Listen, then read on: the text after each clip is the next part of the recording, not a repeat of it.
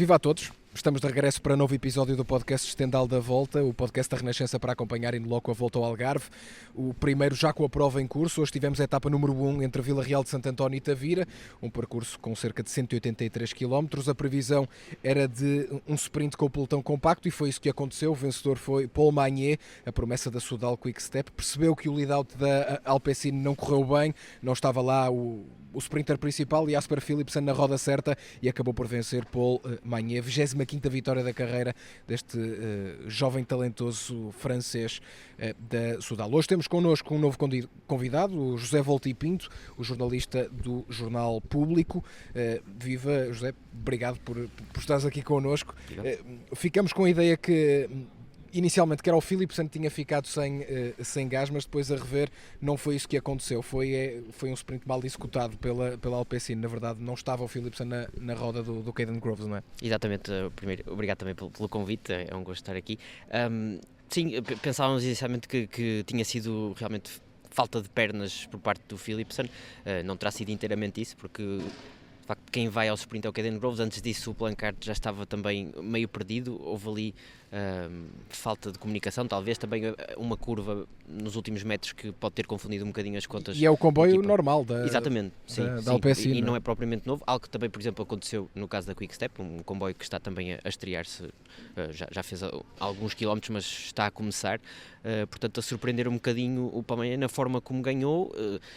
Eventualmente porque também se esperava que o Philipsen estivesse mais bem posicionado para disputar a etapa. Ficou em quarto lugar ainda assim, apesar de toda essa confusão que surgiu na etapa, mas uma excelente vitória que o Paul admitiu ser, tendo em conta o grupo de sprinters que estavam em Tavira, a maior vitória da carreira até agora.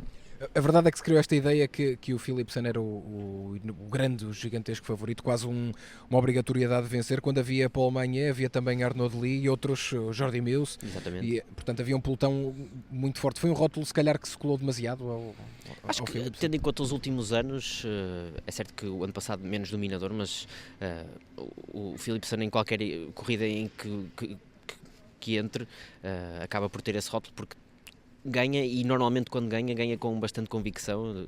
Há pouca gente que no tete-a-tete tenha conseguido realizar com ele nos últimos anos. O Palmani é aqui uma promessa que tem crescido. Hoje também uma subida, uma etapa que lhe assenta bem. Eu julgo que também no último quilómetro havia muito ligeiro, mas alguma inclinação, mas ligeiríssima. É um sprint compacto normal na mesma, mas aqui a mostrar que pode ser uma surpresa para a época, e mesmo também já a pensar nas clássicas da primavera, um nome a ter em conta para tentar surpreender. Há alguma coisa aqui que se tira para a etapa do sábado, que será outra, só há mais uma etapa que vai terminar ao sprint? Há alguma coisa aqui que se pode tirar? Amanhã sobe um bocadinho a responsabilidade? Se calhar sobe um bocadinho o favoritismo, tendo em conta a força que demonstrou.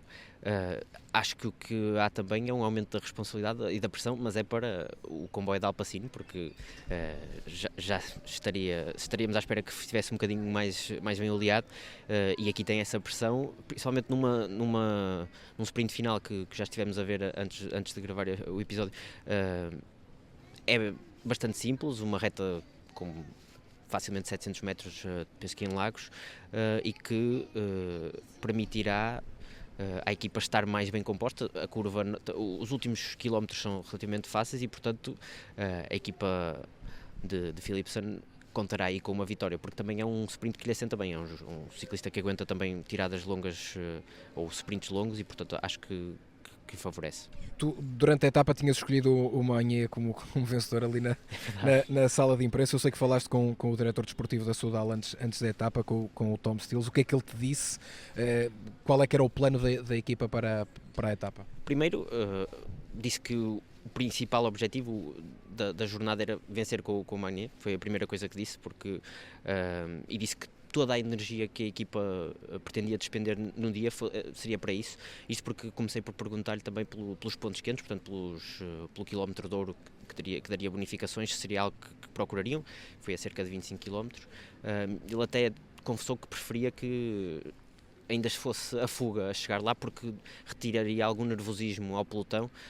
Ele dizia que era uma etapa complicada, com depois vento de frente também na fase final durante alguns momentos antes de duas curvas, e portanto aí havia essa preocupação de que houvesse muito nervosismo por posicionamento, que acho que acabou por nem se sentir assim muito, não foi uma etapa particularmente nervosa, e acabou bem, as estratas também favoreciam isso mesmo, portanto acho que acabou por correr de feição, conseguiram que de alguma forma a fuga ainda estivesse na frente na altura do ponto quente, daqueles 3 sprints consecutivos.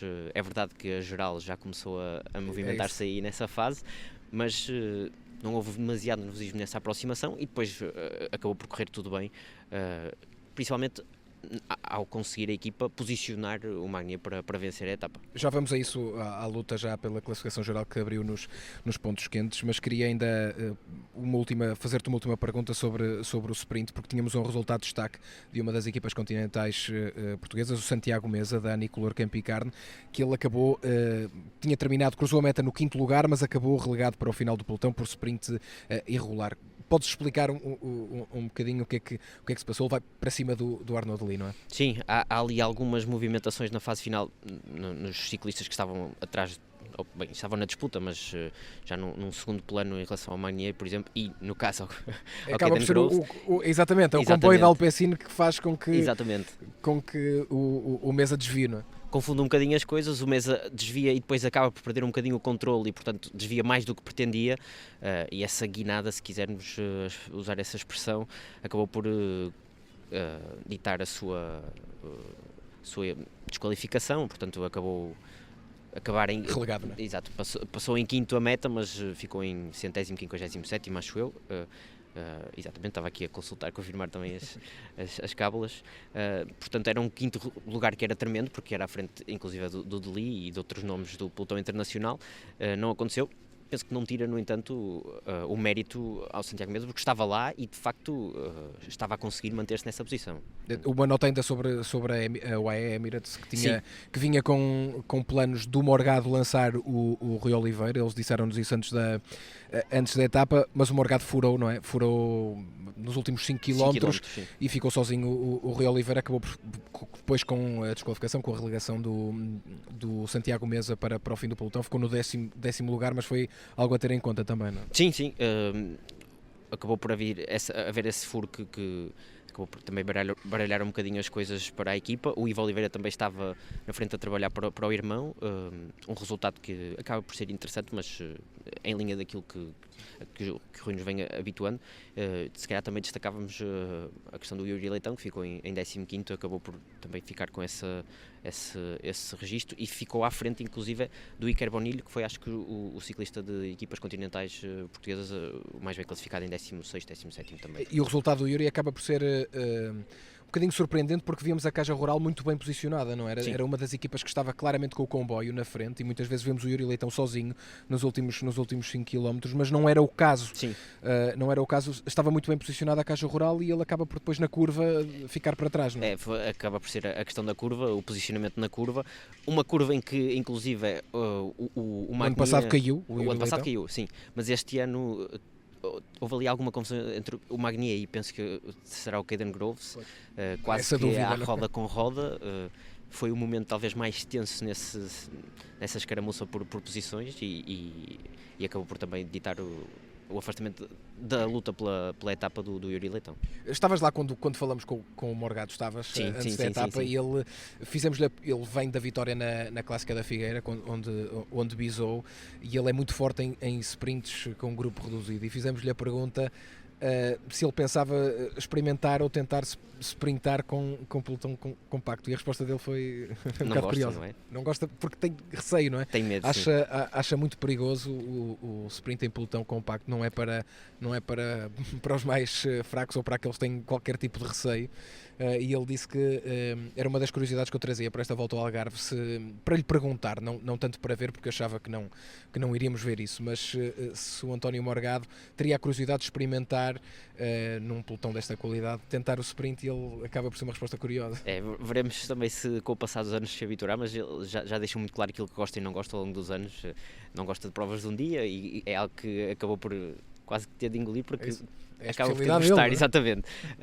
Mas sim, a dizer que era demasiado perigoso e, portanto, a deixar isso para outras pessoas. Ele também, sobre a questão do quilómetro de ouro, na altura, sobre os 3 sprints, dizia que se fosse preciso a equipa trabalharia para impedir, é uma questão interessante, impedir que outros favoritos ganhassem segundos, mas nunca falou sobre o João tentar lá ir, também um ciclista mais cauteloso nesse aspecto. Claramente não foi, e vamos entrar nesse ponto, porque esta volta ao Algarve introduziu os sprints bonificados, os pontos quentes, que foram 3 sprints bonificados no espaço de 1 km, cada um deles dava 3 segundos a quem cruzasse primeiro esse sprint bonificado. O Juan Ayuso aproveitou, claramente, foi o único de favoritos à classificação geral, ganhou 3 segundos, acabou por ter ali... diria o João Almeida e os outros candidatos alguma sorte, porque o pelotão apanha a fuga a meio dos pontos quentes, precisamente nesse quilómetro, e o Hugo Nunes da Credibon acaba ainda por fazer primeiro nos 2 primeiros pontos quentes, mas o Ayuso aproveita e ganha 3 segundos. Já estivemos a discutir um bocadinho sobre isto.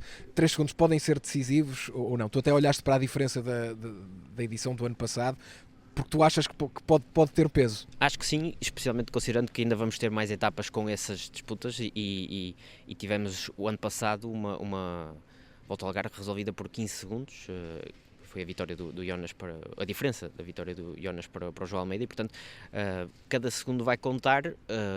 Por etapa há 19 segundos de bonificação, portanto máximos que se pode obter, 10 da vitória final e depois 3 por cada um desses sprints. Não vão ser sempre concentrados num quilómetro como houve hoje, e portanto aí tinha esse interesse especial, e o Ayuso acabou por ser o mais astuto. A equipa já estava a trabalhar nesses quilómetros anteriores, porque a fuga ainda tinha alguma vantagem, cortou-a bastante rapidamente, penso que era de 1 minuto e rapidamente foi anulada, e o mérito para o Hugo Nunes, que ainda lutou bastante, depois acabou por não ser também, ele atacou numa fase posterior, não estava na fuga inicial. Faz fato, sim. Exatamente. No segundo prémio de categoria de montanha. Portanto, aí houve também esse planeamento, eventualmente para tentar essa surpresa. Não conseguiu obter os 9 segundos de bonificação.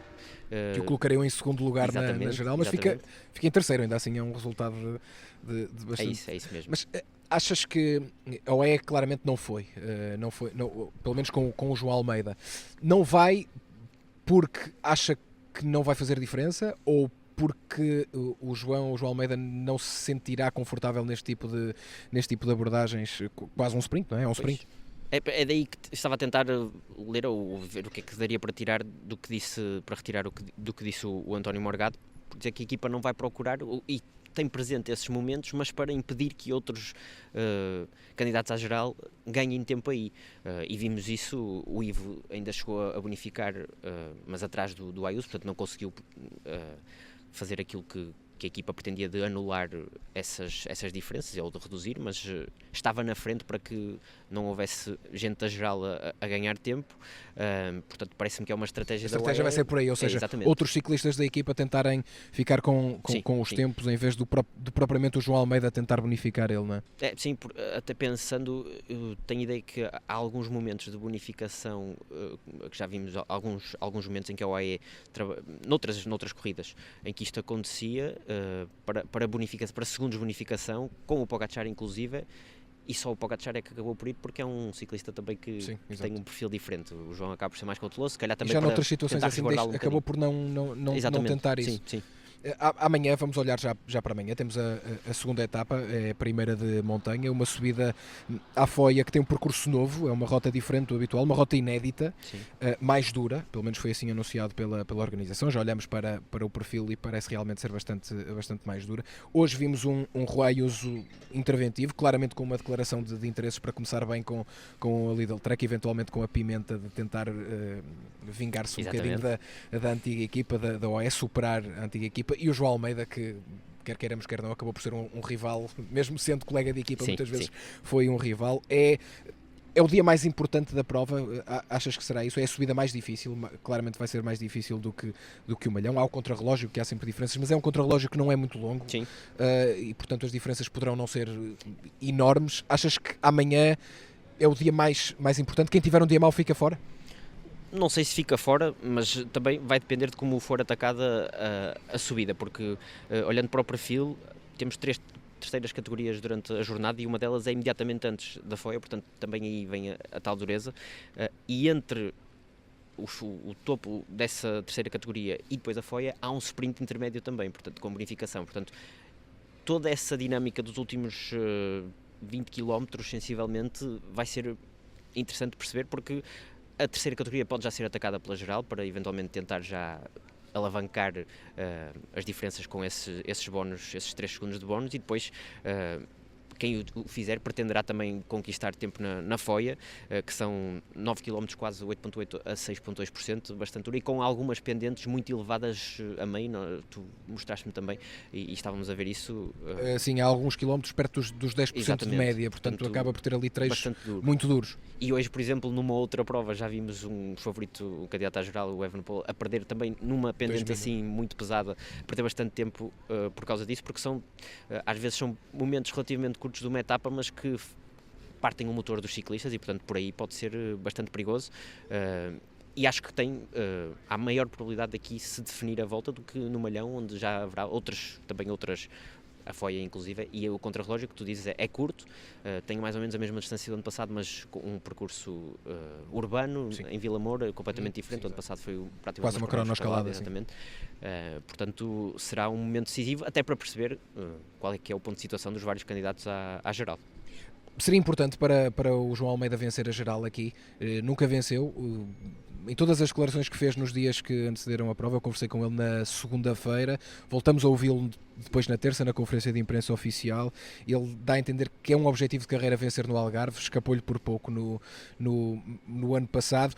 A verdade é que ele no ano passado também começou com 2 segundos lugares, exatamente as mesmas provas que começa este ano, Valenciana segundo lugar e depois Algarve também segundo lugar, e não afetou o que veio a seguir, mas a verdade é que não falta assim tanto tempo para o giro que ele não fez o ano passado, e ele também disse que seria importante começar a somar algumas vitórias para dar alguma motivação, algum ânimo, também para afastar aquela pressão de conseguir a primeira vitória. Quais achas que são as verdadeiras probabilidades do João Almeida vencer aqui? Há um pelotão muito forte, se calhar não tanto valorizado este ano, porque não há um dos 3 grandes, sim, digamos assim, o Pogačar, o Vingegaard e o Remco Evenepoel, mas é um pelotão muito forte ainda assim. Não sei ao certo quais são as probabilidades, mas a questão é, para o João, eu coloquei e escrevi isso na antevisão desta prova como o claro favorito, apesar do pelotão. A questão é mesmo apostar João contra o resto do pelotão. Em quem é que apostaríamos? Eu acho que não há o João não está assim tão acima dos outros para dizer que é claramente favorito e que é mais provável que ele ganhe do que qualquer um outro, ou considerando o Ayuso, o Lipovitz. Pois, porque é isso, temos Lipovitz que vem de 3º lugar num Tour, Juan Ayuso que está mais do que apresentado, ao Paul Seixas que é apontado aos mais altos patamares. A Ineos traz uma equipa que eu conversei hoje com o Geraint Thomas, que passou de ciclista para a direção da equipa, não é propriamente diretor desportivo, mas faz parte da direção da equipa, e ele assume que está aqui o core, o núcleo duro do futuro da Ineos, e provavelmente será o núcleo duro que está aqui, estará no Tour de France a meio do ano, e portanto é uma equipa muito forte, e não é? Ele não está propriamente, é um pelotão muito duro, mas ainda assim espera-se mais dele, não é? Sim, eu acho que é mesmo a falta de uma das outras figuras, o Remco, que cronicamente tem conseguido bater o João, e depois a ausência do Vingegaard, que não estando o Vingegaard do Pogačar, o favoritismo é logo distribuído de outra forma, e o João nos últimos anos tem-se afirmado nesse segundo patamar e tem-se destacado nesse último patamar, e recordo desde o segundo lugar que teve na Volta ao Algarve o ano passado, venceu duas provas por etapas, portanto... Três. Exatamente. Romandia, Suíça e País Basco. Exatamente, portanto, logo aí tem essa questão, e quando não ganhou foi sempre batido por no caso, ou pelo Remco ou pelo Vingegaard, portanto, não estando esses adversários que são sempre o osso mais de roer, tem de assumir. Ele não assume diretamente o favoritismo, diz que quer ganhar e sente-se forte e sente-se bem, mas... eu diria que é correto nós considerarmos o João o favorito a vencer. Para terminarmos, há um grande entusiasmo com o Paul Seixas, ele escolheu aqui o Algarve para começar, e há um entusiasmo porque vem do nome, não é? Do sobrenome, Seixas, e portanto há essa associação a Portugal, são mais ou menos conhecidas as raízes, e nós tivemos com ele e perguntamos-lhe, e a verdade é que ele não tem assim tanta certeza em relação às raízes. Ele próprio não sabe, e na prática acaba por não ter grande ligação a Portugal, não é? Foi isso que percebemos. E é engraçado porque já em outros momentos, quando vou lendo e ouvindo o Paulo Seixas a falar, toca-se muitas vezes nisto. Ele inclusive há uns meses foi a uma rádio de imigrantes portugueses em França e diz que tem familiares. Ele hoje disse-nos que é o pai do avô, portanto o bisavô no caso, que seria, disse ele, da zona da Galiza, mas do lado de Portugal. O que para não nós sabemos é um pouco bem estranho. o que é. Sim. Portanto, ele diz sempre com muita facilidade que tem raízes portuguesas. O nome Seixas não deixa dúvida, não é? Exatamente. A questão é que não dá para perceber muito bem. Ele é muito simpático e assume abertamente que tem essas raízes portuguesas, mas ainda estamos para perceber se podem ser espanholas, não será o espanhol, exatamente. Podem acabar por não ser portuguesas. Muito obrigado, José Volta e Pinto. Podem lê-lo no Público, está aqui também no Algarve para acompanhar a volta ao Algarve e acompanhou-nos na leitura desta primeira etapa. Como sempre, pode ouvir este episódio do Estendal da Volta nas plataformas de streaming ou, se preferir, tem uma opção de vídeo também no YouTube. Um abraço e até amanhã.